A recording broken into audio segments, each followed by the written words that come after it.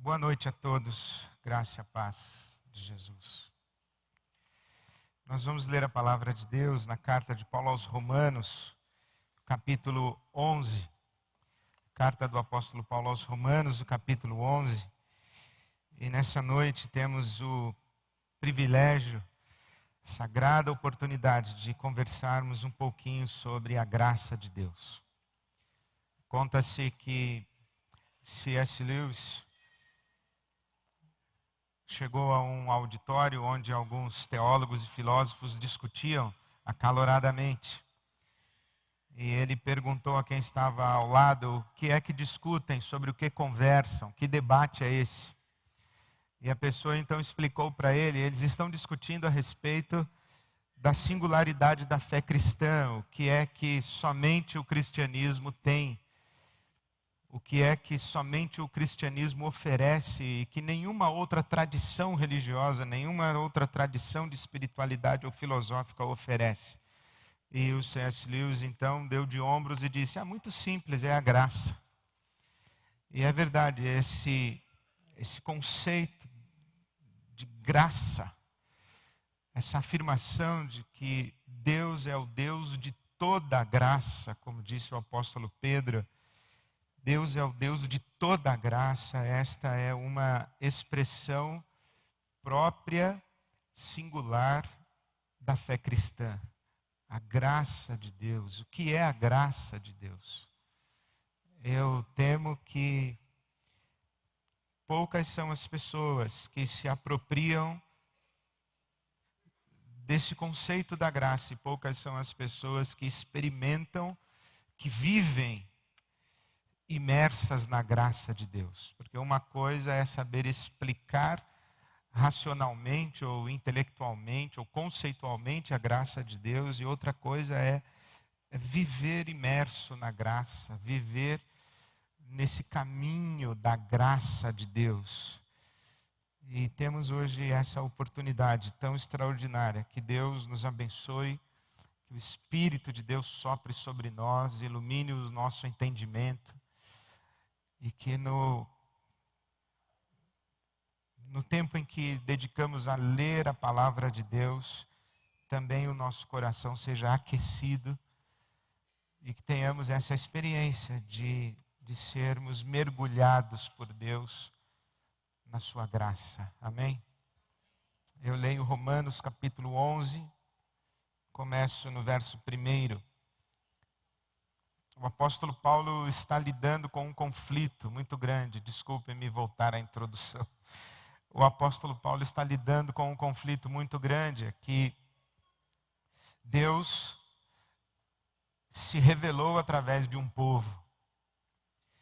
E no coração desse povo, que nasce com o chamado de Abraão, que tem como descendentes uma numerosa nação, promessa de Deus a Abraão, farei de ti uma numerosa nação, e em ti serão benditas todas as famílias da terra. Esta numerosa nação, descendência de Abraão, é o povo de Israel, que na Bíblia Sagrada é apresentado como o povo eleito de Deus, o povo escolhido de Deus, a nação que o profeta Obadias vai chamar de a menina dos olhos de Deus. Então essa nação, esse povo com quem Deus tem um relacionamento distinto, absolutamente particular, que não tem um relacionamento com um povo como o tem com Israel. E é a partir de Israel que Deus se revela, e é em Israel que Deus vai trazer à luz o Messias. Mas justamente é esse povo, é essa nação de Israel que não consegue identificar Jesus de Nazaré como Messias, que o rejeita, que o acusa de blasfêmia, que o sacrifica como um falso Messias. E o apóstolo Paulo então vai dizer que aquele que foi morto na cruz do Calvário era sim o Messias, e que Israel o rejeitou. E agora o apóstolo Paulo sofre com essa questão de como é que o povo escolhido de Deus, no ápice da revelação de Deus e da presença de Deus na história, está alheio do que Deus está fazendo e se rebela contra Deus e rejeita o propósito de Deus e rejeita o próprio Filho de Deus e rejeita o próprio Deus. Há um conflito no coração do apóstolo Paulo, que no projeto ou no processo histórico da salvação que Deus traz à humanidade, a nação usada para a revelação e para a chegada do Messias está fora, está de fora. É como se Deus salvasse toda a humanidade e deixasse de salvar exatamente o seu povo eleito. É esse conflito que o apóstolo Paulo está tentando esclarecer e a ele responder nos capítulos 9, 10 e 11 dessa carta aos Romanos. E chegamos então no capítulo 11, o versículo 1 que passo a ler. Pergunto, pois, palavras do apóstolo Paulo, acaso Deus rejeitou o seu povo? De maneira nenhuma. Eu mesmo sou israelita, descendente de Abraão, da tribo de Benjamim. Deus não rejeitou o seu povo, o qual de antemão conheceu. Ou vocês não sabem como Elias clamou a Deus contra Israel, conforme diz a Escritura: Senhor, mataram os teus profetas e derrubaram os teus altares. Sou o único que sobrou e agora estão procurando matar-me. E qual foi a resposta divina? Reservei para mim 7.000 homens que não dobraram os joelhos diante de Baal. Assim, diz o apóstolo Paulo, também hoje há um remanescente escolhido pela graça. E se é pela graça, já não é mais pelas obras. Se fosse, a graça já não seria graça. O apóstolo Paulo vai trazer comentários que são absolutamente indigestos para nós, eles não combinam com a nossa sensibilidade, não combinam com o nosso senso de justiça, não combinam com a maneira como nós olhamos para Deus e o percebemos. As afirmações do apóstolo Paulo são para nós incômodas. As afirmações do apóstolo Paulo não combinam com a nossa lógica. As afirmações do apóstolo Paulo não combinam com a nossa tradição religiosa protestante evangélica. As afirmações do apóstolo Paulo não combinam com a doutrinação que recebemos, nós que nascemos numa igreja cristã evangélica. Eu, por exemplo, fui criado dentro de uma igreja batista. Quando eu leio Romanos 9, 10 e 11, eu encontro afirmações do apóstolo Paulo que estão absolutamente distantes de tudo que eu aprendi na escola bíblica dominical quando eu era criança. E isso é um conflito muito grande. Conflito muito grande porque tudo que eu aprendi foi que o evangelho deve ser pregado e aquele que crê vai para o céu e aquele que não crê vai para o inferno. Mas quando eu leio Romanos, eu vejo que é meio... não é bem assim. Não é bem assim. Não é bem assim. Por exemplo, o apóstolo Paulo vai trazer aqui a figura de Elias. Elias, que está exercendo o seu ofício profético no período do rei Acabe, cuja mulher, cuja esposa, a rainha, era Jezabel. E é Elias quem confronta todos os profetas de Baal em nome do Deus de Israel. E é Elias que está num conflito muito grande porque ele se percebe sozinho. Ele diz assim: Senhor, esse maldito Acabe, essa infernal Jezabel matou todos os teus profetas, só falta eu. E então Deus diz assim para Elias: não é verdade, eu reservei para mim 7.000 homens que não dobraram os joelhos diante de Baal. Sublinhe a expressão reservei. Reservei. Isso quer dizer claramente que Deus escolheu alguns que teriam fé, escolheu alguns que não seriam mortos, e escolheu alguns que se manteriam fiéis a Ele, Deus, e não se venderiam a Baal ou aos Baalins. Deus reservou. O que o apóstolo Paulo está dizendo aqui é que estes 7.000 homens que não se curvaram aos Baalins e não adoraram a esse Deus, a esse ídolo Baal, esses 7.000 homens, eles não foram fiéis porque eram melhores do que os seus contemporâneos, porque eram especiais, porque tiveram fé e os outros não tiveram, porque foram corajosos e os outros não foram corajosos, porque tiveram mais discernimento e os outros não conseguiram entender o que estava acontecendo. O que o Paulo está dizendo é o seguinte, que Deus escolheu 7.000 e preservou. Simplesmente assim. E mais, o apóstolo Paulo se oferece como um exemplo, ele mesmo como exemplo, dizendo, olha, é verdade que Israel rejeitou a Jesus de Nazaré como o Messias e não o identificou como o Messias. É verdade. Já no prólogo do Evangelho de João está dito isso claramente. Veio para o que eram seus, para os que eram seus, e os seus não o receberam. Então, é verdade. A questão é que o Paulo diz assim, mas nem todo Israel rejeitou.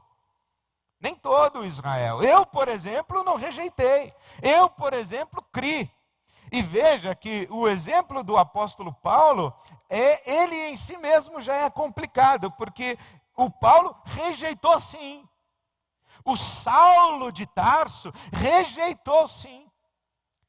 E ele perseguiu os cristãos, e ele foi contundente na perseguição aos cristãos. Mas Deus foi ao encontro dele, Jesus Cristo ressurreto foi ao encontro dele. O deixou cego numa estrada e disse, Saulo, Saulo, por que é que você me persegue? Saulo, acorda. E o Saulo diz, quem és tu? Eu sou o Jesus a quem tu persegues. Então é como se Jesus fosse ao Saulo e sacudisse Saulo e dissesse, acorda, homem, sou eu. E então ele veio a crer. Eu fico pensando, se o camarada não crê, aí Jesus aparece, sacode o cara, deixa cego. Você vai crer agora ou não vai? Até eu cria, né? Talvez você fale assim, até eu. Então o Paulo está dizendo, olha, há um remanescente em Israel. Isso é que ele diz aí no versículo 5. Hoje também há um remanescente escolhido pela graça. Escolhido pela graça. O que o Paulo está dizendo é, eu fui escolhido para crer. Não apenas eu fui escolhido para crer, mas eu fui escolhido para servir. Eu sou vaso escolhido, eu sou vaso de honra. Ele já havia dito no capítulo 9 que há vasos de honra e vasos de desonra. Ele diz, eu sou vaso de honra, mas Deus me escolheu. Ele escreve aos Gálatas dizendo que Deus o havia escolhido desde o ventre. E ainda faz um comentário, e quando aprouve a Deus revelar o seu Filho em mim. É como se Deus tivesse parado, olhando Saulo de Tarso, interpelando, dizendo, ei, até que chega uma hora em que Deus diz assim, bom, chega. E então se revela para o Saulo e diz, chegou a sua hora, vem aqui. E o pega. Escolhido pela graça, e se é pela graça, já não é pelas obras. O que Saulo tem de especial? Nada. O que é que os 7.000 tinham de especial? Nada. Você crê? O que é que você tem de especial? Nada. É a graça. É a graça de Deus. O que esse texto está dizendo para nós é que a experiência de fé não está nas nossas mãos humanas. A experiência de fé está nas mãos de Deus. Deus concede fé a quem Ele quer conceder fé. Porque a fé é um dom. Pela graça sois salvos por meio da fé, e isso não vem de vós, é dom de Deus. Os teólogos discutem o que é que não vem de vós, a salvação ou a fé? Eu acho que as duas coisas. A fé para a salvação é um dom de Deus, até porque é o Espírito Santo quem convence do pecado, da justiça e do juízo. Jesus disse: ninguém pode vir a mim se o Pai não o trouxer. A prerrogativa está nas mãos de Deus. Por isso é que quando o apóstolo Pedro está diante daquele Simão, o mágico, em Samaria, ele tenta comprar a graça de Deus e o Pedro, ao estilo Pedro, diz: vai para o inferno. Vai você e o seu dinheiro para o inferno. Você acha que quando consegue comprar a graça de Deus? Então faça o seguinte, rapaz, olha, vai para algum lugar aí, caia no chão de joelhos e peça a Deus que dê a você a ocasião de arrependimento. Peça a Deus que ajude você a se arrepender, porque você não consegue por você mesmo sequer se arrepender. Por isso que o Charles Finney, quando pregava num avivamento na América do Norte, na época de Charles Finney, ele pregava de um jeito muito interessante. Ele pregava assim, olha, ele deixava os bancos aqui da frente reservados, todos vazios, né? Então ele pregava e dizia assim: se em algum momento em que eu estiver anunciando o Evangelho, você sentir o fogo do inferno lambendo os seus pés, saia do seu lugar e venha sentar-se aqui à frente. Aí, enquanto ele estava pregando, um pessoal começava a sentar à frente. Ele dizia assim: se a labareda do inferno lamber seu pé, saia daí, venha aqui sentar aqui à frente, porque eu vou orar a Deus para ver se Ele vai querer salvar você. Charles Finney. E os bancos da frente ficaram tão lotados também com uma palavra dessa, né? Que ele alugou um cinema do lado e o auditório ficava lotado. E ele falava: enquanto eu estiver pregando, se o fogo do inferno lamber você, sai daqui, vai correndo para o cinema. Que depois que acabar aqui eu vou lá orar por você para ver se Deus vai querer salvar você. Essa consciência de que a prerrogativa da salvação, da fé, está nas mãos de Deus é algo que está aqui presente nas linhas e entrelinhas de Romanos 9, 10 e 11. Aí eu me pergunto se um Deus assim é um Deus em quem a gente deve confiar ou um Deus de quem a gente deve desconfiar. Se um Deus assim é um Deus em que a gente, em crendo nesse Deus, se nós temos o nosso coração apaziguado e tranquilizado, ou se nós ficamos aterrorizados e atemorizados com a possibilidade, porventura, de nós não termos sido escolhidos pela graça de Deus para crer. Quem garante para você que você faz parte dos 7.000? Quem garante para você que você faz parte do remanescente? São essas as perguntas que são suscitadas pela nossa leitura contemporânea da Bíblia Sagrada. Agora, temos que lembrar que o apóstolo Paulo escreve essa carta há pelo menos 2.000 anos no passado. E temos que lembrar que o apóstolo Paulo escreve essa carta com todo a sua experiência pregressa de judaísmo e de uma identidade de um povo judeu que não pensa em categorias individualistas como nós pensamos. Indivíduo é uma invenção da modernidade. A Bíblia Sagrada é um livro que fala da solidariedade da raça. Por isso é que Paulo vai dizer em Romanos 5,18 que, assim como pelo pecado de um homem entrou a morte e a morte alcançou a todos, pelo sacrifício e pelo ato de justiça e de obediência de um, a salvação se estendeu a todos. É o princípio de solidariedade. Quando você olha, por exemplo, no Velho Testamento, quando o povo de Israel está no exílio, Daniel, o profeta, no capítulo 10, vai orar a Deus e diz assim: nós pecamos.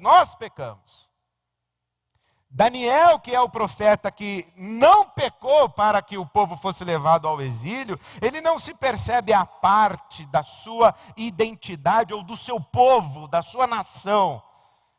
Ele não se percebe à parte. Israel é um só. Não é uma soma de indivíduos. Israel é um homem só. Por isso é que você vai, por exemplo, aqui no Museu Hebraico da Avenida Doutor Arnaldo, aqui em São Paulo, e você vai encontrar uma inscrição dizendo que o Holocausto não matou 6 milhões de judeus. O Holocausto matou um judeu 6 milhões de vezes. Quem mata um, mata todo o povo. O Holocausto matou Israel 6 milhões de vezes. Esse é o conceito de solidariedade e de unidade do povo. Daniel não ora dizendo assim, os nossos antepassados pecaram e nós agora estamos no exílio. Não, Daniel diz assim, nós pecamos. E na volta do exílio vem todo o povo de volta. Na verdade vem o remanescente, vem quem quer, porque a libertação foi para todos.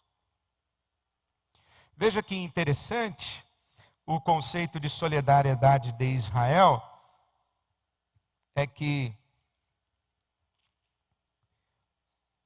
foi um cordeiro da Páscoa para toda a família. Foi uma fita escarlate na casa de Raabe para toda a família. Não é um cordeiro para cada um, não é uma fita para cada um. É o conceito de unidade. Não existe princípio de individualidade na história de Israel. Por isso, e você diz assim, Ed, você está exagerando. Eu estou dizendo que Deus não rejeitou Israel porque há um remanescente fiel e é por causa desse remanescente fiel que Deus vai acolher todo Israel. Mas isso está na Bíblia? Tá. Só você virar uma página da sua Bíblia e chegar no capítulo 11, versículo 25. Aí eu quero ver você dormir com esse texto. Esse texto que é um texto maravilhoso da misericórdia e da graça de Deus e dos mistérios de Deus. E a gente diz assim, glória a Deus então. Irmãos, não quero que ignorem este mistério, para que não se tornem presunçosos. Israel experimentou um endurecimento em parte. Bom, aqui ele acabou de dizer que a rejeição de Israel foi fruto de uma ação divina. Deus endureceu o coração de Israel. Experimentou um endurecimento em parte, até que chegue a plenitude dos gentios. E assim, todo Israel será salvo. Não, deixa eu entender. Todo Israel será salvo, ô Paulo? Ele falou, todo Israel será salvo. Por quê? Por causa do remanescente. Por causa da solidariedade da raça, por causa da unidade de Israel. Mesmo princípio que vale para a humanidade, vale para Israel. Assim como o pecado de um encerrou todos debaixo da condenação, e o ato de justiça de um trouxe redenção para todos, também a rejeição de Israel colocou todo Israel debaixo de condenação. Mas a fé do remanescente escolhido pela graça promove a redenção de todo Israel. Por isso é que chegamos ao versículo 32 de Romanos 11. Pois Deus colocou todos sob a desobediência para exercer misericórdia para com todos. Ó profundidade da riqueza e da sabedoria e do conhecimento de Deus, quão insondáveis os seus juízos, quão inescrutáveis os seus caminhos. Quem conheceu a mente do Senhor? Quem foi seu conselheiro? Quem primeiro lhe deu para que ele o recompensasse? Pois dele, por ele e para ele são todas as coisas. Glória, pois, a ele eternamente. Amém.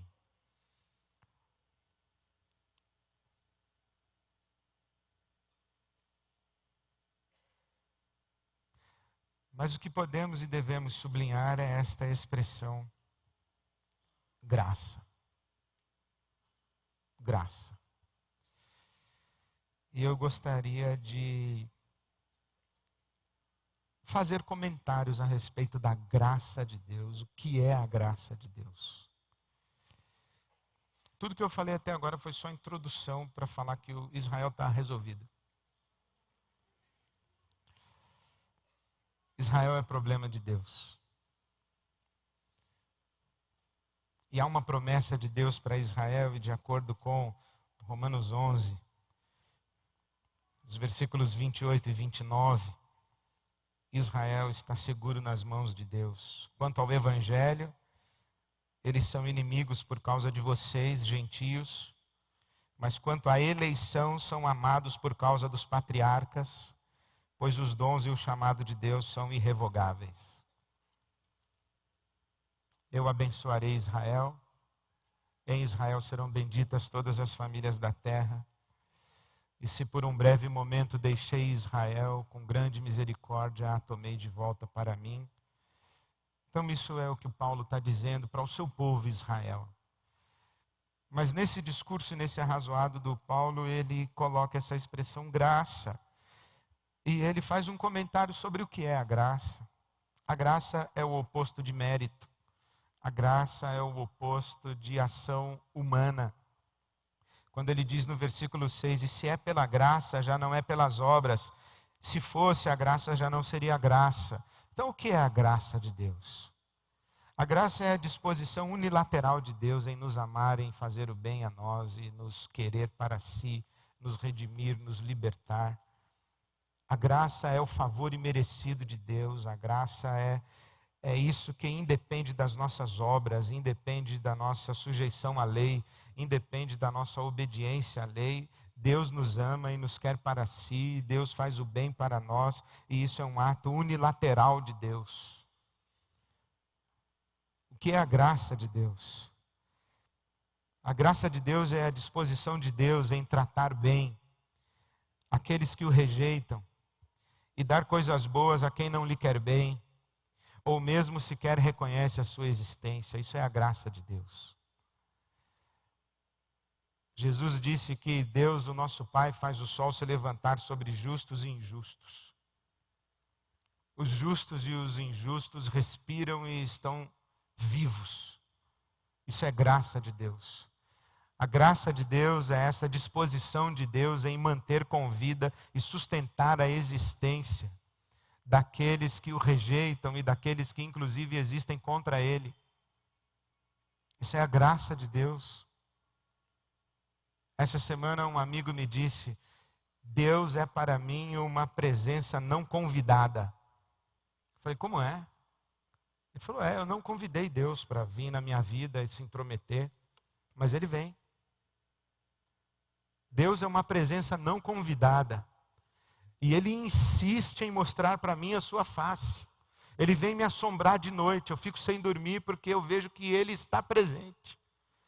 Seria muito mais fácil a vida se Deus não desse sinais de si e nós disséssemos, não existe mesmo. E eu gostaria de viver assim, e desde pequeno eu tento viver assim, mas Deus insiste em vir ao meu encontro, mostrar a sua face para mim. É essa presença não convidada que me interpela, que me incomoda.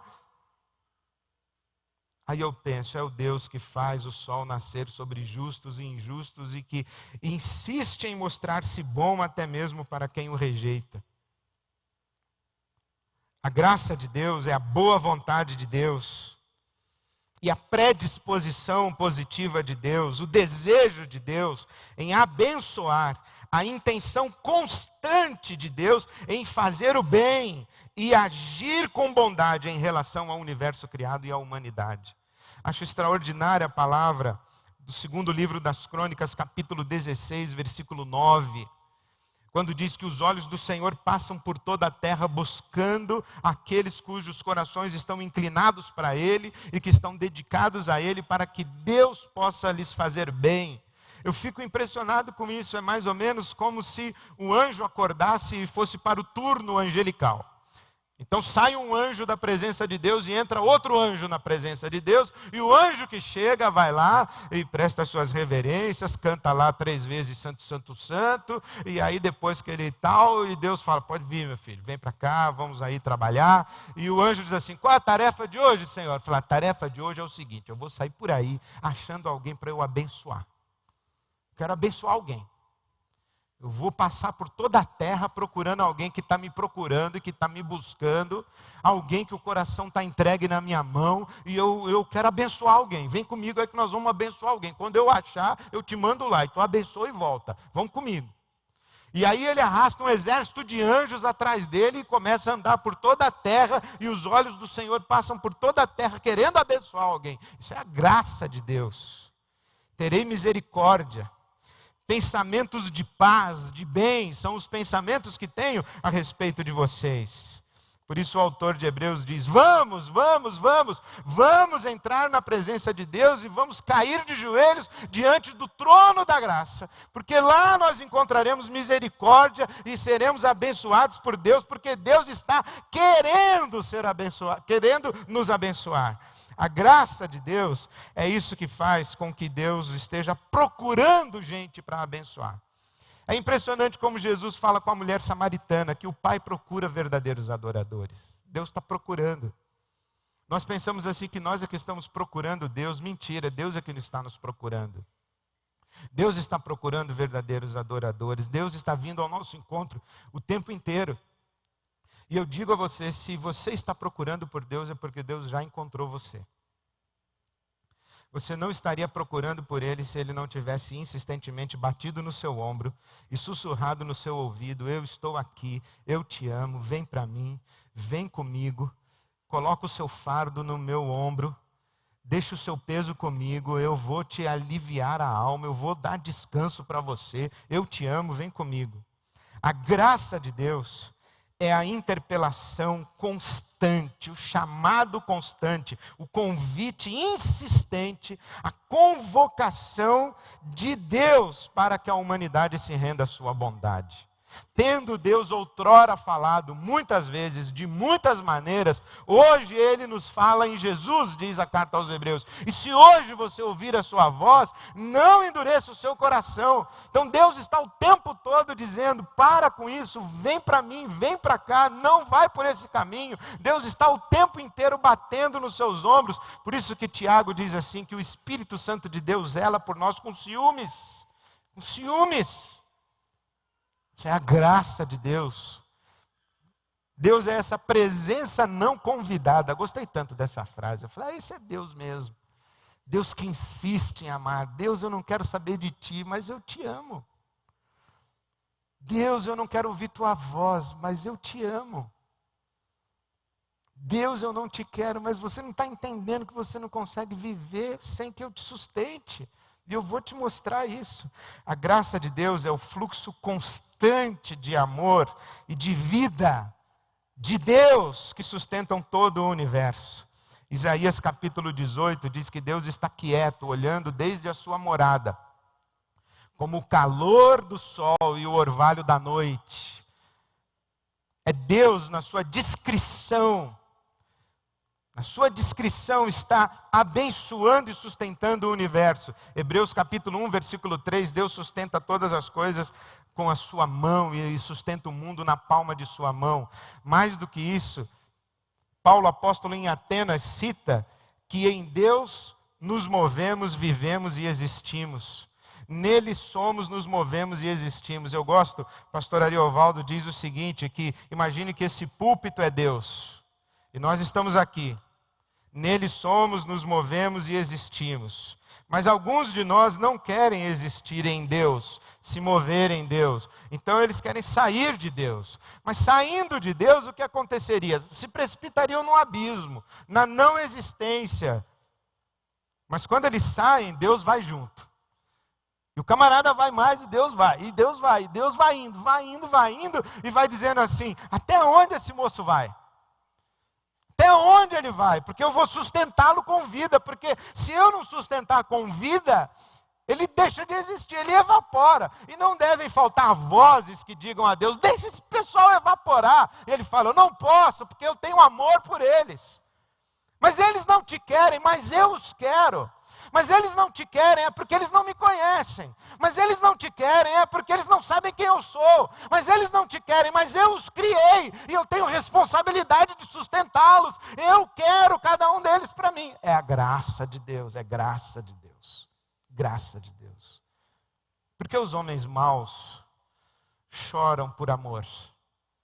Graça de Deus. Porque os homens maus são capazes de atos de bondade. Graça de Deus. Porque as pessoas más experimentam prazer, alegria. Graça de Deus. De sustentar com vida todo o universo criado, inclusive você e eu. A graça de Deus é a energia ativa, é o poder abençoador de Deus, é a força de Deus que age em nós, é o empurrão de Deus sobre todos e cada um de nós para que façamos o bem e busquemos o que é belo, o que é justo e o que é bom. Diz o apóstolo Paulo: pela graça de Deus eu sou o que sou. Pela graça de Deus eu sou o que sou. Paulo aos Filipenses capítulo 2, Deus opera em vós o querer e o efetuar a sua vontade. É impressionante como as nossas ações de bondade são expressões da graça de Deus em nós. Pela graça de Deus eu sou o que sou. Paulo diz aos Colossenses: eu trabalho, todavia não eu, mas o poder de Deus e a força de Deus em mim. Eu trabalho, todavia não eu, mas a graça de Deus em mim. A graça de Deus é a ação, é o trabalho de Deus em favor do universo e da humanidade. Deus trabalha. Entrega o teu caminho ao Senhor, confia nele. E ele vai trabalhar. E o mais ele fará. Salmo 37. O profeta Isaías diz: porque desde a antiguidade não se ouviu, nem com olhos se percebeu, um Deus além de ti que trabalhe para aqueles que nele esperam. Deus trabalha. Imagina que no meio de uma tremenda confusão na sua vida, de uma complicação, de uma dificuldade, de um problema, de um conflito, você é encontrado por alguém e você está em paz, você está sereno, você está com esperança, você está com um sorriso nos lábios. E esse alguém diz assim para você: rapaz, mas está uma tremenda confusão na sua vida, como é que você está com essa calma toda? Aí você diz assim: não, é que tem um cara aí trabalhando para mim e vai dar tudo certo. Eu quero dizer: quem é esse cara? É Deus, Deus. Está trabalhando para mim. Trabalha dia e noite, não dorme. Vira o turno, sem trégua, por minha causa. Deus trabalha.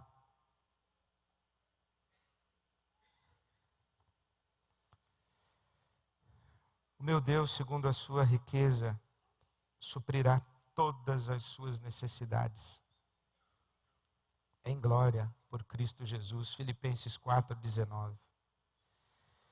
1 de Pedro 5:7.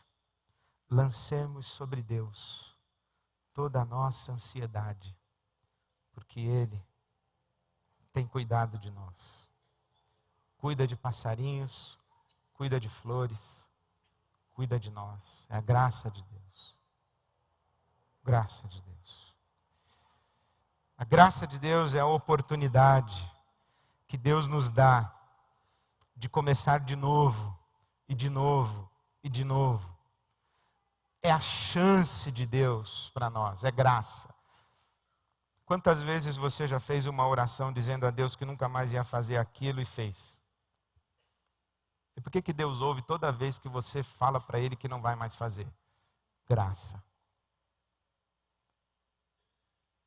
A palavra de Deus em Lamentações de Jeremias diz assim que as misericórdias do Senhor são a causa de não sermos consumidos e elas se renovam a cada manhã. Por que é que Deus dá a você um novo crédito todo dia? Por que toda vez que você acorda pela manhã, Deus vira a página do seu diário e a página está em branco? E Deus diz assim: vamos começar a escrever de novo. É graça. Mas Deus, ontem, meu filho, vamos começar de novo. Eu estou perto. Não desperdice essa chance. Por isso que disse o profeta Isaías capítulo 55. Buscai ao Senhor enquanto se pode achar, invocai-o enquanto está perto. Ele está perto. Perto está o Senhor de todos os que o invocam. É graça, Ele está disponível. A mão de Deus não está recolhida, está estendida. É graça de Deus isso. A graça de Deus é a oportunidade que Deus nos concede de participarmos dos seus atos bondosos. Quando Paulo escreve aos Coríntios, no capítulo 8 da sua segunda carta, ele diz que a oferta financeira dos cristãos da Macedônia para os cristãos de Jerusalém, que estavam vivendo um período de grande dificuldade econômica, que aquela possibilidade de contribuir financeiramente foi uma graça concedida por Deus. A graça concedida, a graça de contribuir, a graça de dar. Por isso é que pergunta o nosso profeta popular, sabe lá o que é não ter e ter que ter para dar? Sabe lá o que é ter um filho com fome, com lágrimas nos olhos, dizendo papai, e esse papai não ter o que dar ao seu filho com fome? Por isso nós que temos o que dar aos nossos filhos, devemos reconhecer essa graça. Por isso que Jesus nos ensinou que mais bem-aventurada coisa é dar do que receber. É dar. A graça que Deus nos concede de participarmos dos seus atos bondosos. Eu imagino quando eu acordo pela manhã, Deus vem falar comigo e diz assim: Ed, tudo bem? Dormiu bem? Sim, senhor, tudo bem. O que o senhor quer de mim hoje? Eu estou saindo por aí, eu vou fazer o bem para algumas pessoas, quer vir comigo? Eu vou alimentar pessoas com fome, quer vir comigo? Senhor, o que o senhor vai fazer hoje? Eu falei assim, hoje eu estou indo lá para Almenara, montar uma biblioteca e uma brinquedoteca. Quer vir comigo?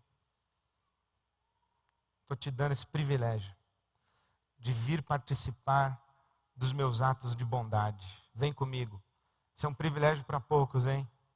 Recolhe aí o que você tem, vem comigo que nós vamos distribuir. Recolhe aí o que eu já te dei, vem comigo que nós vamos dar, nós vamos compartilhar. Nós vamos bater nas portas e dizer assim, o amor de Deus chegou também na sua casa. Você precisa do quê? De um abraço, de um ouvido, você precisa de sangue, você precisa do quê? É graça, graça de Deus. E a graça de Deus é a subversão da cultura do mérito, da conquista, a partir da qual a gente recebe a vida como dádiva. Quando eu vejo na Bíblia Sagrada tudo isso a respeito de Deus, eu penso o seguinte, sabe? Que a diferença que existe entre nós é que alguns de nós temos a graça de crer. E nós devemos cair de joelhos e dizer, Senhor, obrigado, porque eu pude crer. Obrigado, porque o Evangelho chegou a mim, e os meus olhos foram abertos. Obrigado. Eu não tenho como explicar porque eu creio, o outro não crê, eu não sou melhor do que ele, não sou mais inteligente do que ele, não tive mais oportunidades do que ele. E para algumas pessoas a gente diz assim, obrigado, Senhor, porque eu tive mais oportunidades de crer do que essa pessoa. Eu tive. Obrigado. Obrigado mesmo, Senhor, porque eu. Graça. Quando a gente reconhece a graça de Deus que vem na nossa vida, a gente pensa assim, eu não tenho mérito nenhum, é um mistério da graça. Então eu não julgo ninguém, eu não condeno ninguém, eu não olho ninguém de cima para baixo. Paulo escreveu aos Coríntios no capítulo 4, dizendo, o que é que você tem que você não tenha recebido? E se você recebeu, por que é que você se gloria como se não tivesse recebido? 1 aos Coríntios capítulo 4, versículo 7. Sabe o que eu imagino? O camarada vem para mim e diz assim, aí ó, tem uma Ferrari. Aí eu digo, e aí? Aí ele diz, e daí que eu sou fera, meu, comprei uma Ferrari. Você não comprou, eu comprei. Aí eu digo, mentiroso. Ganhou, rapaz. Vem me esnobar? Você ganhou. Você não comprou, você ganhou. Isso é uma coisa que me incomoda muito. Por que que tem gente rica e tem gente pobre?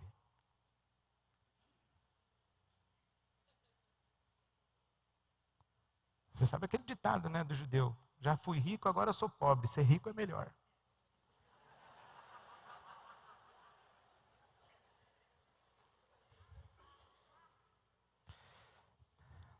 É claro que as observações são passíveis de serem feitas. A primeira delas é que tem riqueza e pobreza porque nós vivemos num mundo injusto com acumulação de riqueza e má distribuição de renda.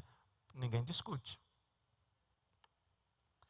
A segunda coisa é que todos nós aqui sabemos que das riquezas que nos são possíveis, o dinheiro é a menorzinha. É a menor. A terceira é que a gente já sabe que o dinheiro não traz felicidade para ninguém, pode trazer inclusive desgraça. Mas como disse o engraxate do Joelmir Betting, ele disse: doutor, estou louco para chegar a minha vez de descobrir que o dinheiro não traz a felicidade. A gente já sabe que o dinheiro não traz felicidade, pode trazer desgraça. A gente já sabe que tem muita gente rica que é infeliz e muita gente pobre que é feliz. Tudo isso tem a ver, mas eu fico pensando nisso, por que tem gente rica e gente pobre? Porque a gente pensa assim, não, esse cara aqui é rico porque ele trabalha mais do que esse aqui. Mentira. Esse cara aqui é rico porque ele é mais inteligente do que esse aqui. Mentira, tem muita gente muito mais inteligente do que muito rico que eu conheço. Dizer que o camarada que acorda às 3:30 da manhã, 4:30 da manhã, para pegar um busão, pegar um metrô, pegar um trem, pegar um busão, chegar na casa da patroa, trabalhar, papapá, voltar para casa no busão, no trem, no metrô, no busão, ainda chegar lá, ter que lavar, passar, o marido que trabalha na obra chega com a fome de realmente um cara que trabalhou batendo laje o dia inteiro, ela tem que cozinhar e tal, falar que ela não é rica porque não trabalha, faça-me o favor. Assim, esse cara aqui é rico porque estava no lugar certo na hora certa. Eu falei, mas por que eu não estava no lugar certo na hora certa? Foi justamente ele. Então essa questão do dinheiro é suficiente para mostrar para nós que existe uma aleatoriedade de ônus e bônus no nosso mundo. E que esse é um mistério que a gente não vai entender. Mas toda vez que a vida nos sorri, a gente diz assim, obrigado, Senhor. Eu não sou diferente de ninguém, não mereço mais do que ninguém para a vida estar sorrindo para mim. E eu reconheço que, de alguma forma, isso é resultado da tua graça que eu não consigo entender. E aí eu olho para todas as outras pessoas para quem a vida não está sorrindo, em qualquer dimensão e instância da existência humana, e eu não olho de cima para baixo, mas eu olho com um olhar compassivo e solidário, de repartir a graça que está sobre mim, e trazer o maior número de pessoas que eu posso para essa graça. Agora, uma terceira coisa que a graça de Deus traz para nós, além de gratidão, solidariedade, uma terceira coisa que a graça de Deus deve trazer para nós é esperança. Porque a graça de Deus é a explicação das coisas boas que acontecem no mundo e que a gente não consegue explicar. E as coisas boas, elas acontecem num estalar de dedos e podem acontecer a qualquer hora com qualquer um. Isso é a graça de Deus.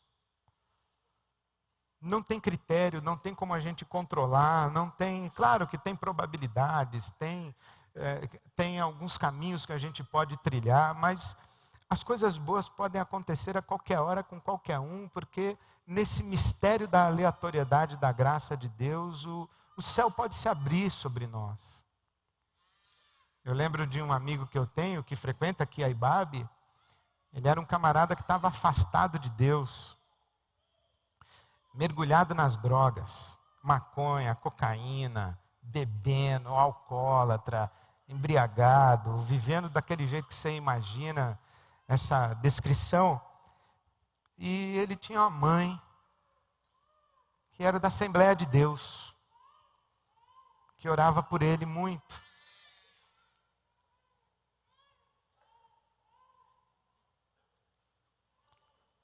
Amém.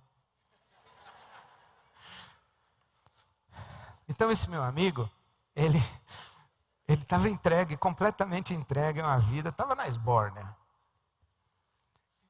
E a mãe dele da Assembleia de Deus orando por ele, orando por ele, orando por ele. um belo dia, numa madrugada, já tinha fumado, cheirado, bebido, levantou na sala, o povo caído assim, ele levantou, se bateu assim e falou: bom pessoal, valeu, está na hora de eu voltar para Deus, ou voltar para a igreja. Os caras falaram: o que você fumou aí, meu? Aí ele saiu procurando uma igreja, passou na frente da IBAB e falou: vou entrar nessa aí. E ficou até hoje. Fiz o casamento dele, apresentei o bebezinho dele, está aí. Não sei nem se ele está aqui agora. É a graça de Deus.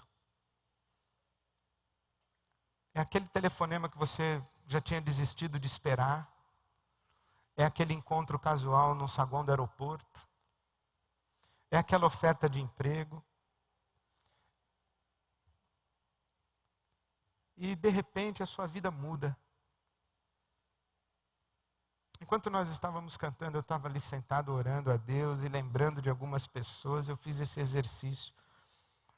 Não sei se Deus vai atender minha oração, porque ela foi um pouco carnal.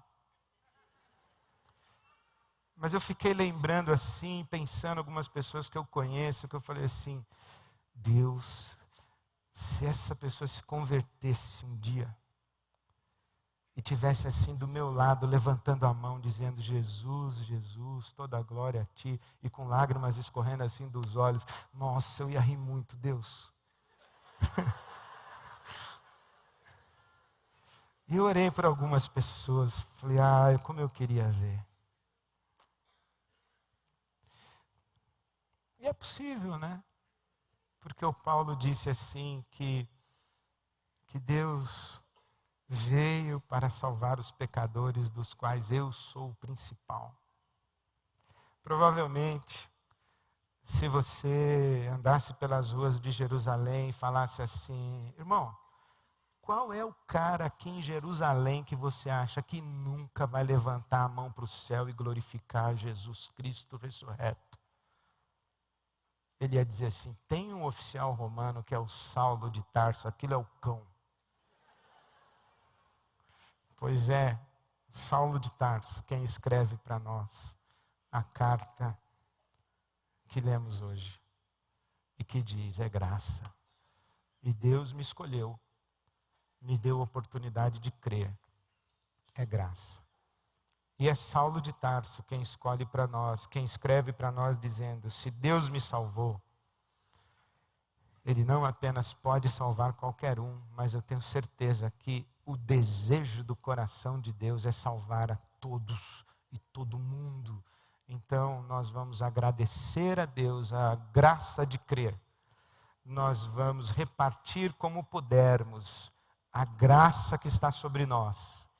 E nós vamos viver com esperança, porque a graça pode trazer para nós surpresas da bondade e do amor de Deus a qualquer momento.